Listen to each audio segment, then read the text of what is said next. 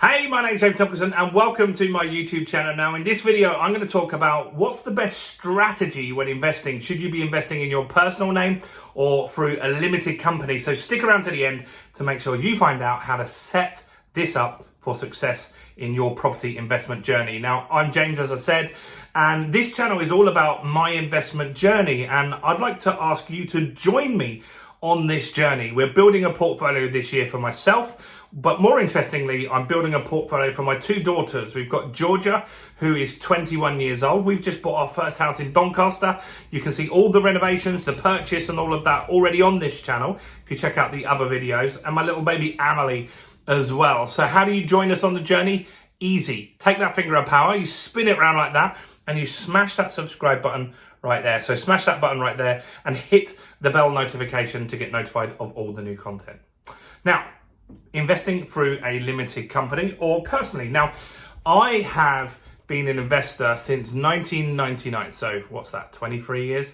And so when I invested in property, no one did it through a limited company, right? Or maybe they did. I wasn't aware of that being an option. And so most people invested in their personal name. And that's because tax-wise, it was just the way it was done back then. But more recently, over the last few years, the government have introduced new legislation. In fact, something called Section 24.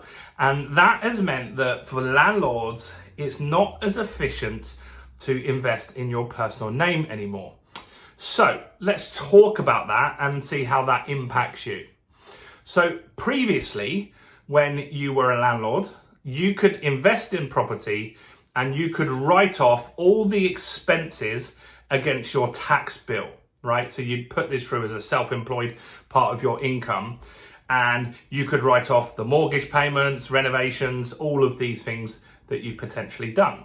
Now, with this new legislation, you can't do that. You can't write off interest payments and all of that sort of stuff. So you're going to pay tax on the full amount of money. So here's how this could be quite bad, right? So if you were a landlord and you had £1,000 rent,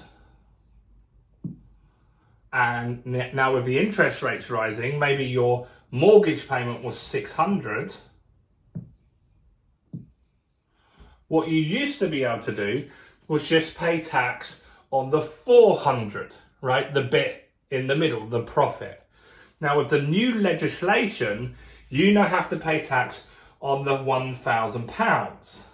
Now, here's where that comes difficult. If you're a higher rate taxpayer, say on 40 or 50%, you can't do that because you will lose money. So say you had to pay £500 tax on that, right? On that income there, which some people will do now, you will lose money, right? So you would lose £100 in this example every single month. So why would you want to keep that property? It just wouldn't make sense, right? So you got 1,000 in rent, you got your 600 in your mortgage, you got your 400 quid profit, but you've got to pay £500 tax for the luxury of being able to do that. Plus you've got to pay maintenance, plus you've got to pay estate agent fees and all of this stuff. You're losing money every single month. And so that means that investing as an individual is not very attractive anymore. Now, you would make some money on this potentially because you'd get capital gains, as in the house value would go up. But not always. Like some areas it goes up quite slowly. Sometimes there's a market correction. You want to be making cash flow from your rent. So that's not really going to work for you. So how does it work differently in a limited company? Well, let's just say in a limited company, you get this, then you can write off the mortgage payments and all of the costs. So you could write off the 600 quid that you've paid here. So you've got 400 quid left.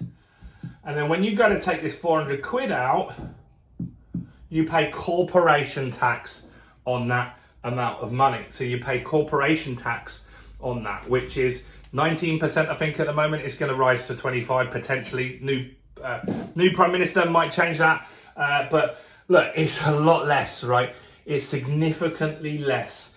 Now, what you can also do to reduce this is you can write off any other costs.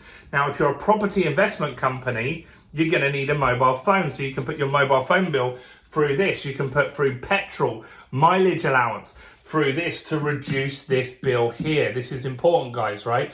And so you're going to reduce this bill. So maybe you've got costs and you reduce that to 200 quid. Then you're only going to pay tax on that 200 quid, not the 400 quid. And that's the benefits of being in a limited company, right?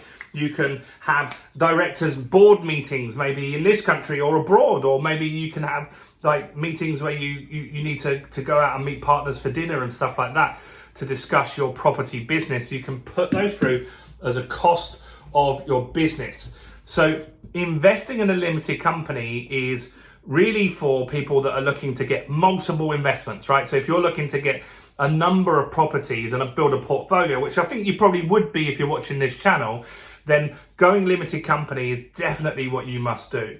Now, there's also, if you structure it well, you need to speak to a tax person about this, but if you structure this well, which I have done with my daughters, then you can eliminate capital gains tax and inheritance tax, right? So they can become a shareholder in your company, and you can have to put a certain share structure in there, which is why you need to speak to an expert on that. But that allows you to pass that company as a going concern on to them when you die, and that eliminates that huge tax bill that they could have paid if that wasn't there. And that's important to understand, guys, that you must look at setting up your legacy in the right way. And what happens is it's really expensive to change this stuff.